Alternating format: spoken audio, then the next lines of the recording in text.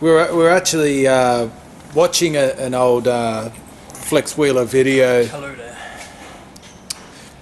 the other day. Impetus 48. Hey Sam, can you ask Lee his thoughts? Or impotent? I never got that close to him. Oh. Hey Sam, can you ask Lee his thoughts on Flex Wheeler, seeing as they competed against each other back in the 90s to the early 2000s?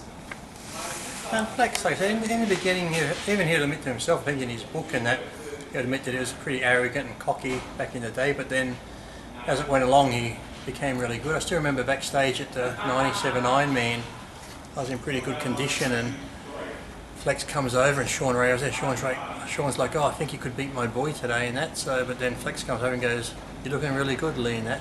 But because of who I am, I'm going to beat you. And he won, I got second. And then the next day we did a photo shoot for Flex magazine. We're doing legs. And he made me do the heavy stuff because he didn't want to go heavy. He did the lighter stuff. And then for the heavy shots, I had to do the weights. And I think he had Carl's Jr. during the photo shoot, eating because the day after the show. And that's back in the day when I got ready for that show. He asked me what I used and he was shocked because I used stanozol. I think I used 2 mil every second day and clenbuterol and some cytomel. That was all I used for that show and he couldn't believe the condition I got in. So I said, you don't need a lot, take a lot. So that opened his eyes up a bit.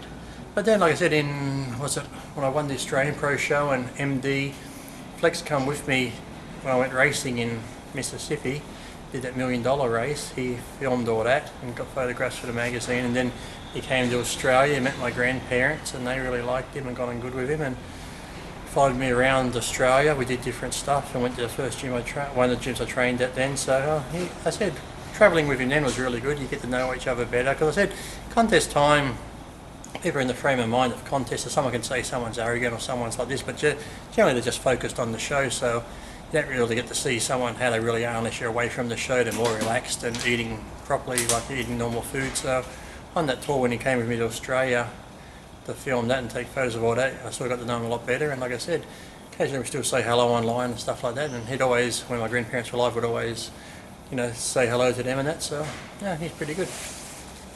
Well, that leads me on to another question, and they wanted to know your opinion on Charles Glass and the way he trains bodybuilders. And we saw Charles in the Flex Wheeler video. And yeah, well, Charles has a lot of good ideas. I think he likes to come up with different exercises to hit the muscles from different angles. And Charles has always been fine. He'd always talk to me. Even when I was suspended, Charles would still say hello and talk to me. So yeah, I'd see him at Gold's Gym when I trained there every day because he was there all the time. So yeah, he used to get in great condition himself when he competed.